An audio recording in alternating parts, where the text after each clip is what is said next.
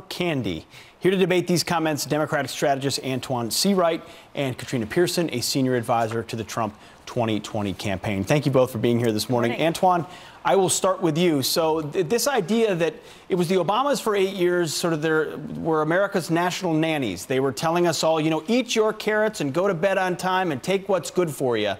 Is that a point of view that sort of affirms their sense that they know what's best for us and we can't choose for ourselves? I think what the First Lady was trying to articulate is that there is a big difference in the two types of leadership of the two presidents we have now.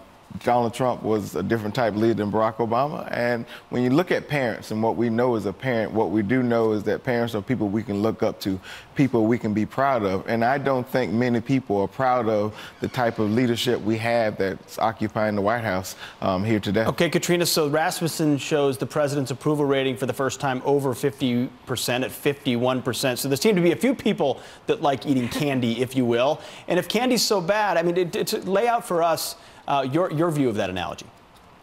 Well, look, I'm very proud of the parent that's in the White House because I know his children, and they are amazing people.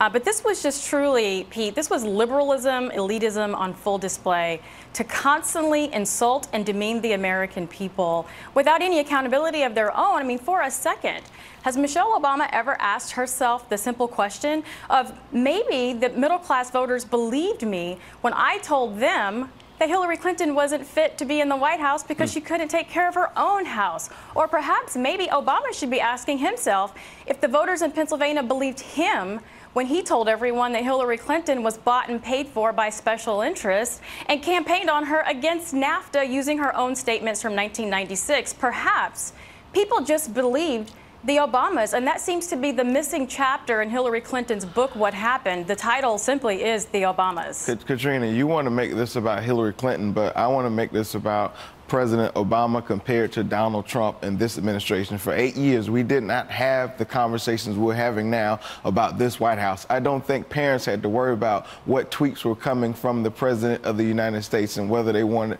their children to be able to read those tweets or hear about those tweets on the news. I don't think people in the Obama administration had to worry about what the president tweets. But that's ridiculous for you to say. That is ridiculous for you to say that parents are not concerned about what the president tweets. That is absolutely ridiculous. So you mean presidents are not concerned about what the president of the United States has to say? Because he articulates his viewpoints to the American people by Twitter. You mean to tell me you don't think parents are concerned? He tells the people the truth, unlike Barack Obama did. But I will tell you what parents are concerned with, which is why they fundamentally rejected the last 8 years of Barack Obama.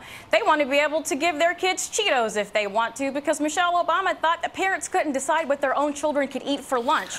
Parents want their children to be safe when they go for a walk on the pier with their family and not be shot by an illegal alien that was deported five times. I'm sorry President Obama worked in a bipartisan way to get real comprehensive immigration reform done. And Republicans, absolutely. An executive order is not bipartisan. Katrina, he illegally forced DACA on the American people.